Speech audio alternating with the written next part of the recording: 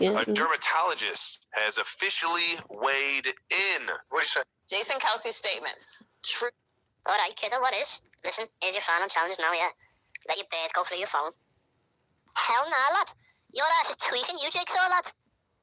All right, kiddo, what is? What my outfit would be if I was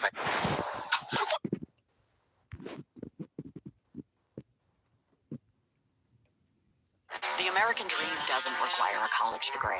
The Biden administration gets that. The president's plan is bringing back American manufacturing jobs, create new, high-paying jobs in clean energy, jobs that stay here and can't be outsourced. Learn more.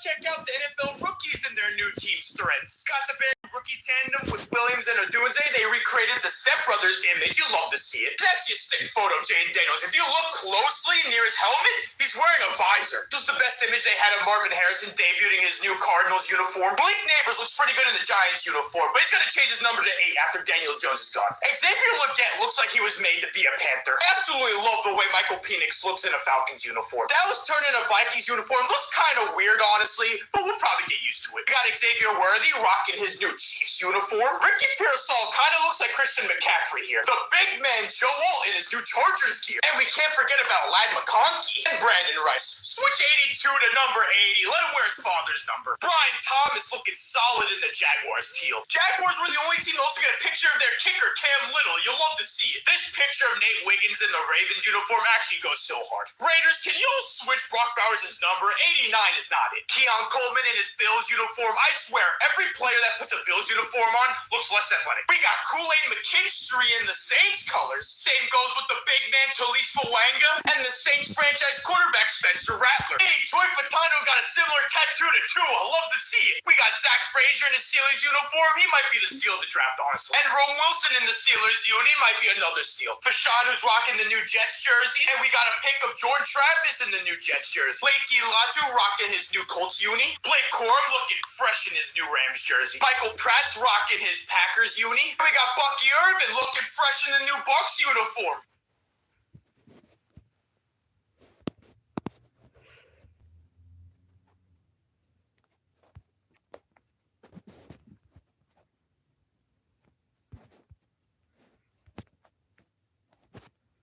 Ladies and gentlemen, in today's video, I am going to be ranking my top 32 running backs heading into the 2024-2025 football season. This is another annual series we do on this channel every single offseason, so I hope you guys are excited for the other positions that will come shortly after this. Anyway, before we hop right into it, don't forget to use code Wyatt's World on G Fuel or Prize Picks, where you can save yourself a discount on any G Fuel products or match up to $100 of your first deposit. Would have had a really nice win last night if Rocco wouldn't have pulled Louis Varland after 55 pitches and blew the game for the Twins. That's all I got, though. Let's get into the video.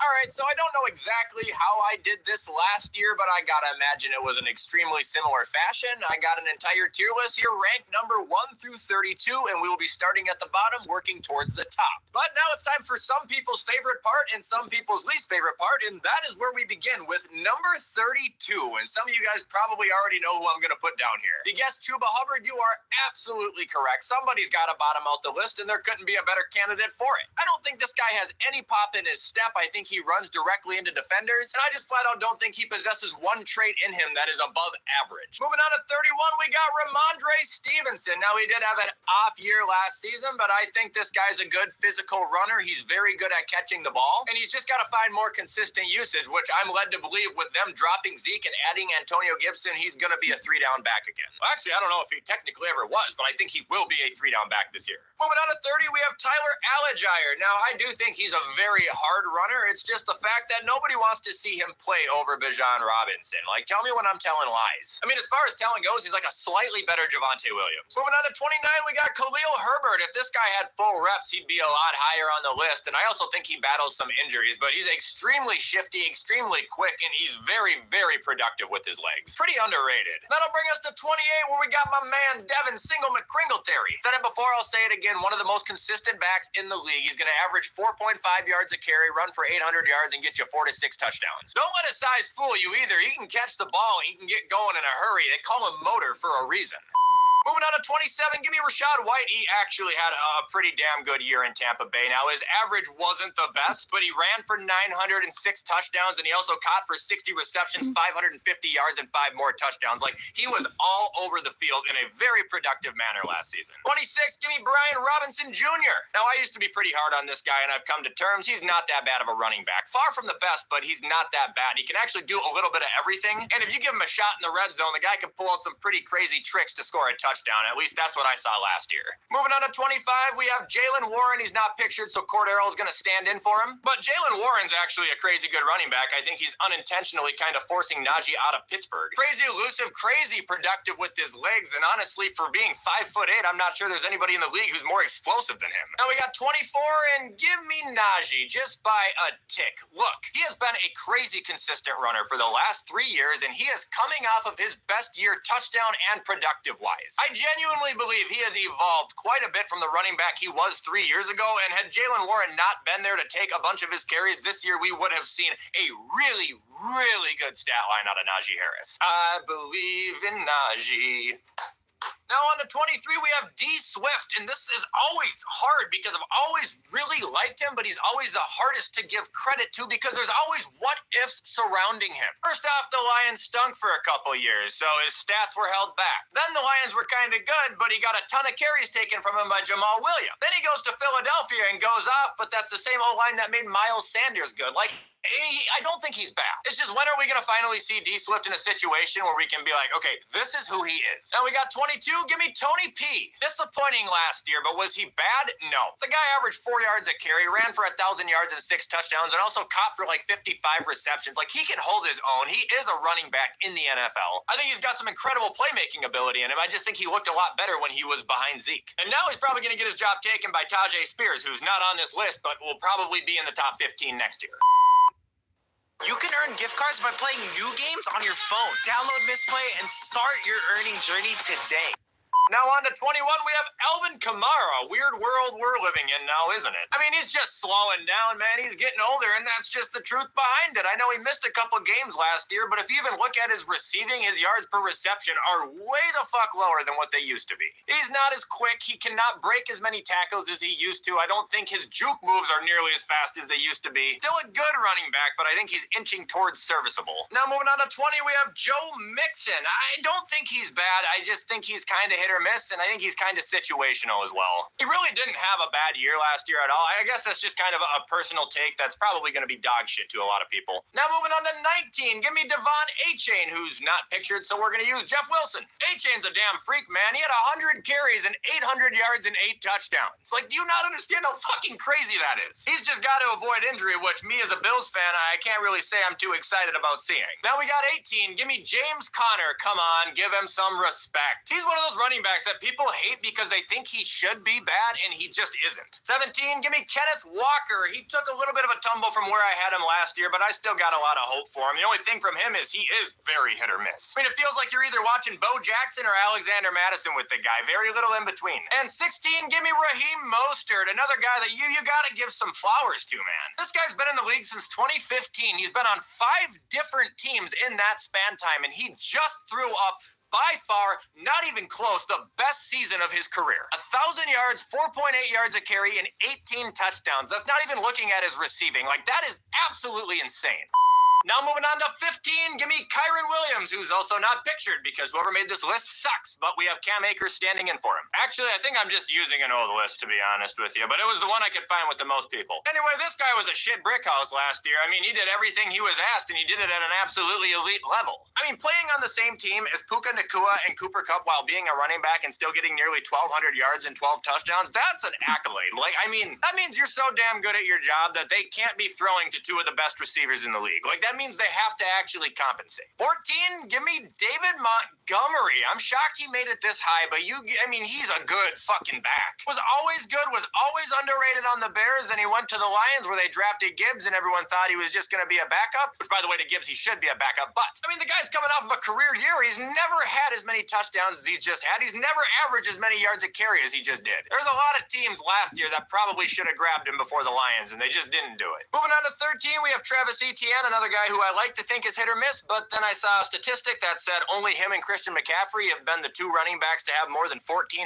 scrimmage yards over the last 2 seasons, and that kind of just puts it to bed. Maybe he just has a dog shit O-line after all. Number 12, give me James Cook. Probably going to be really high to some people, but as an actual just running back, I think he's one of the most electric and best running backs in the league, but when you look at him as a complete picture, well, he has some obvious flaws, and him not being able to catch a ball is probably number one. He'll be the running back to get you 90 yards in 3 plays, and you'll throw him a 1-yard slant, and he'll drop the fucking thing. Like, it's annoying, but I definitely don't think it outweighs the good. Moving on to 11, we got Isaiah Pikachu.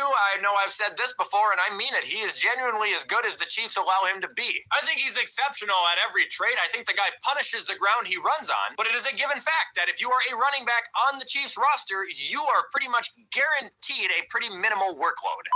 Now moving on to 10, give me Josh Jacobs, and no, I will not take all of his credibility because last year he decided to lay on the ground and flop like a fucking fish. But he does have bouncing back. If you want to even consider this man to be a top 5 running back again, I need to see him above 4 yards a carry and above 800 fucking rushing yards. I don't think I've ever seen it before this early in someone's career where they go from literally their best season to their worst. Moving on to number 9, give me Aaron Jones, someone that if they stay healthy, they're still as good as they always were. He's been one of the most productive running backs I think I've seen through a 7-year stretch in my life. He's a bully too. Like, he's 5'9", and this guy will knock people around. He'll break tackles. He's a strong little muscle. Just really needs to shave his head because that hairline is awful. Number 8, we got Jonathan Taylor, a man who would have had a much bigger season last year had he not held out, but he deserved every penny that he got, and honestly, I probably would have done the same thing if I was him. I remember when he got picked out of Wisconsin, there was a large group of people who thought that he wasn't going to be very good because he had a ton of carries already on him coming out of college. Well, if you're asking me, I think he's done just fine. Number 7, give me Breece Hall. Absolute beast. 2 seasons ago, that guy had a major injury. I think it was like a torn Achilles or something. Came back this year, ran for 994 yards, 5 touchdowns, and also caught 76 passes. And number 6, give me Jahmyr Gibbs. Another absolute beast. 945 yards and 10 touchdowns through 182 carries. This guy shoots out of the pocket literally like a bottle rocket is up his ass. Like, he is insane. He is a generational talent.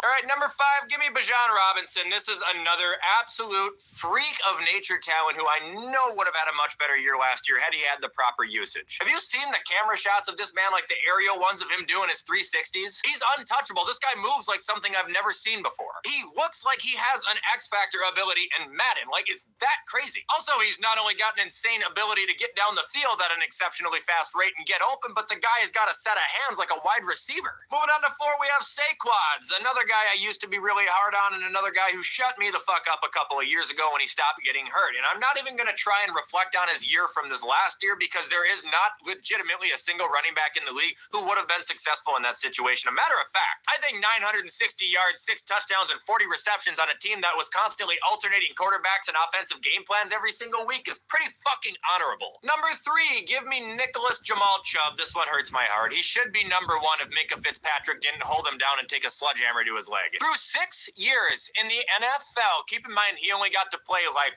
2 or 3 games of this year? So counting all of the year though, through 6 years, he has ran for 6,500 yards, 48 touchdowns, while averaging 5.3 yards a carry. Other than Aaron Jones, he is the most dominantly consistent running back I think I have ever seen. He doesn't get hurt besides the one time when Minka intentionally shot him in the leg. He doesn't have a loud mouth. He is straight ball, and he is the fucking best in the world at it when the Steelers don't hit him with the bus. Now moving on to 2, we have Derrick Henry. Now I expect him to slow down. He's getting older, and I do not expect him to have his best career year on the Ravens. I think he'll have a lot of touchdowns, just not a lot of yards. However, with that being said, he's still a king. He's still unstoppable. You still need to have 5 to 6 guys game plan to get him to the ground. Each of his last 5 seasons, he's had at least 10 touchdowns. Only one of those seasons, he didn't break 1,000 yards, and that's because he only played 8 games. Keep in mind, he still got 10 touchdowns that year. He is what happens if you go into Madden and make the biggest possible running back in my player and put it on rookie mode. That's what it's like to play as Derrick Henry. And number one, without a doubt, we got the Madden cover athlete, Christian McCaffrey, and this one is very much deserved. And he's another guy I used to shit on a lot because he never played. Well, it turns out that if he's not hurt, he might be the best running back we've ever seen, besides Nicholas Jamal Chubb, who got hit by a train. I mean, this guy was unreal, man. 1,400 rushing yards, 14 touchdowns, 67 receptions for 7 more touchdowns. I read about what his dad made him go through in his childhood to build him up to make him what he is today, and it was crazy shit. Like, his dad didn't let him watch fireworks because it was bad for his eyes and a bunch of other really weird things. Well, it turns out Ed knew what the fuck he was doing, because right now CMC is without a doubt the best running back in the league when the Steelers don't take a baseball bat to Nick Chubb's leg. All right, guys, and that is going to do it for my top 32 NFL running.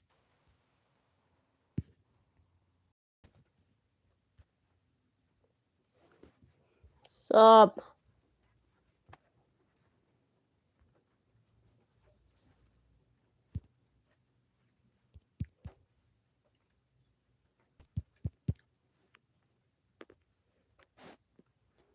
You fucking Nick.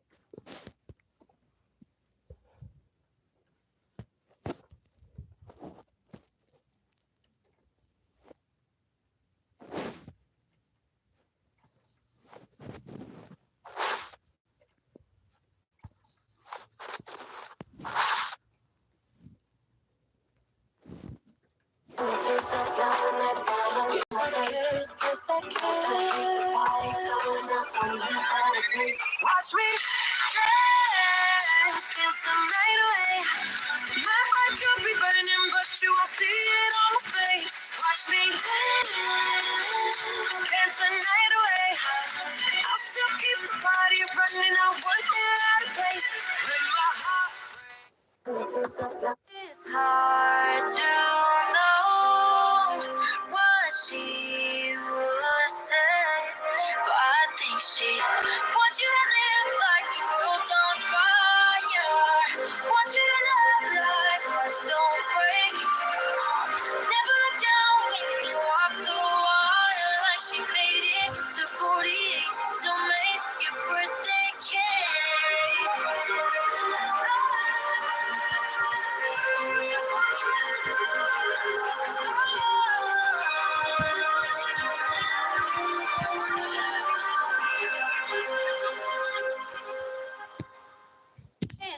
Nobody believes in you. You've lost again and again and again.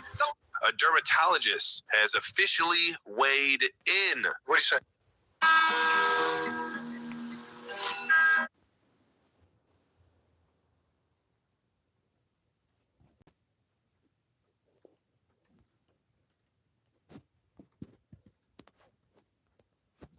We're getting 20,000 off in the street like we some warriors. My mama told me.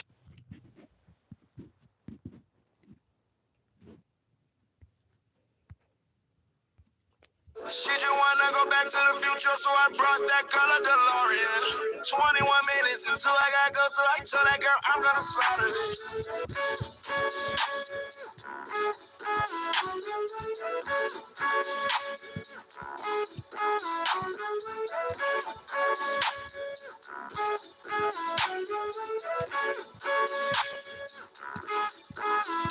I met that girl right up at my show. Every man in the crowd on the floor. She just wanna. A dermatologist. Somebody that you used to know. You say you could let it go, and I wouldn't catch you hung up on somebody that you used to know.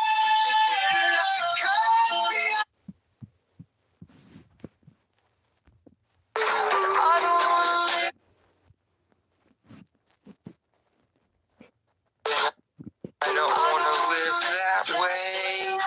Reading into every word you say. What is in life? What would you love to be?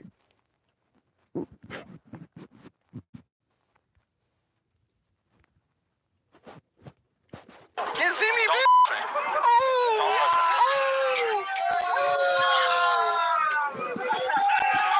You see me?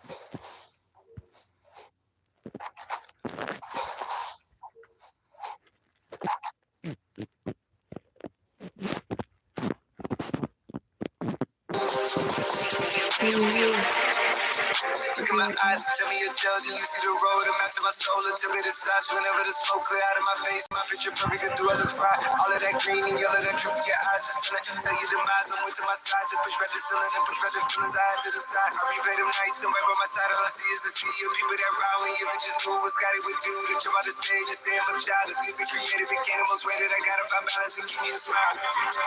Yeah, that shit. Look in my eyes and tell me your tale. Do you Rings, but I don't wanna be the puppet that you're playing on a string. This queen don't need a king. I don't know what you've been told, but the sky right here's gonna rule the world. Yeah, that is why I'm